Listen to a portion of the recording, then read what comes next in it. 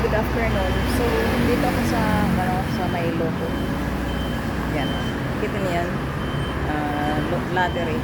Kasi guys, noong November 28, nanalo ako, tumpo ko yung 3 digits. So, yung 3 digits pala guys ay 400 NT ang premium.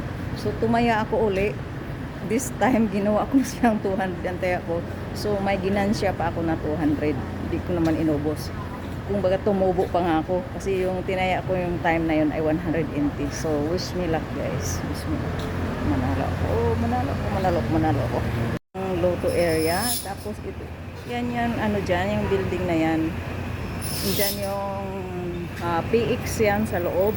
May banks. So, convenience ito guys. Convenient to banks itong area ni Lolo. Yun, nandoon. So, tignan ko nga doon sa palengke ko. Hello guys, good morning. So, nandito kami sa area na to guys. Yan. Bibili kami ng medicine dyan. Close pa. Magbubukas siya 10 AM. So, sa lugar na to guys, nandito pala yung dito yung Carrefour. Yung Carrefour na lugar. So, dito yung USDT. So, 10 AM pa siya magbubukas. Ayan. 10 AM. Oh.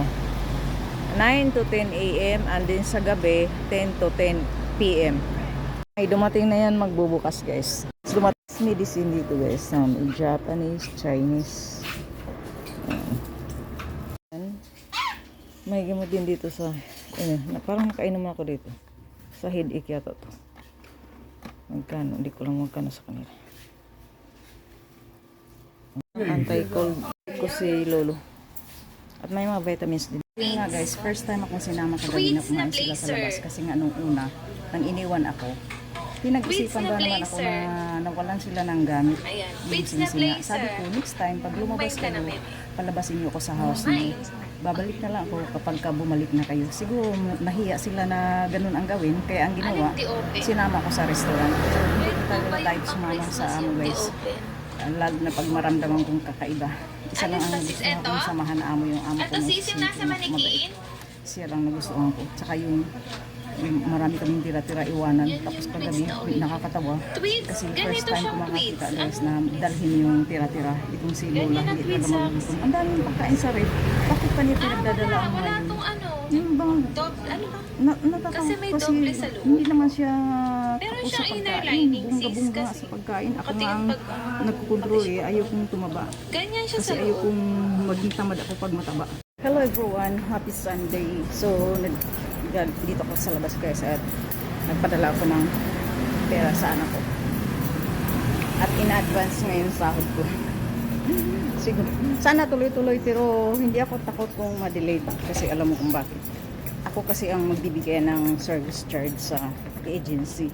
So, mapipilitan talaga sila na update sila magbigay or else ang agency mismo ang maniningil sa kanila.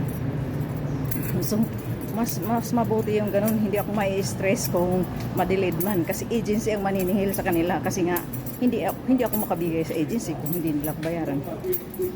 So, yun nga guys. First time yung kagabi na sinama ko kasi nga nung una na iniwan nila ako.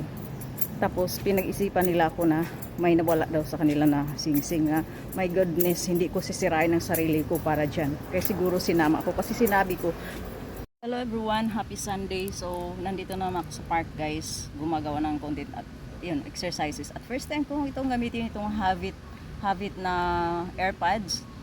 Matagal na itong nakatago, matagal ko nang binili. Ngayon ko lang nagamit. So, kasi naghalongkat ako gabi ng gamit ko. Nag-prepare ako para sa day off ko sa Thursday. So, nakita ko itong Havit na AirPods na order ko sa TikTok online. So, tinatry ko.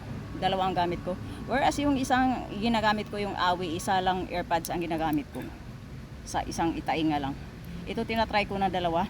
Kasi bihira ko naman ito gagamitin. So, uwi na kami guys. Pawis na ako. Thank you so much everyone. And please follow me and subscribe to my YouTube channel. Bye for now.